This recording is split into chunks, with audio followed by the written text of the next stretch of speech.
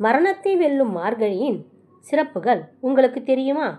இந்த மாதத்தில்தான் மரணத்தை வெல்லும் மார்க்கண்டேயரை சிவபெருமானை வணங்கி மரணத்தில் இருந்து தப்பி நித்திய வாழ்வை பெற்றார்.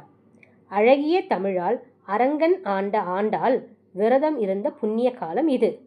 அனுமன் பிறந்த காலமும் இது. சொர்க்கவாசல் திறக்கும் வைகுண்டம் ஏகாதேசி திருவிழா வரும் மாதமும் மார்கழியில்தான். மார்கழியில் வரும் திருவாதிரை நட்சத்திர நாளில் ஆடல் வல்லான் சிவபெருமான் திருவாதிரை திருவிழா கொண்டாடப்படுகிறது. பாவை நோன்பு, திருவெண்பாவை நோன்பு நோக்கப்படு காலமும் மார்கழியில்தான்.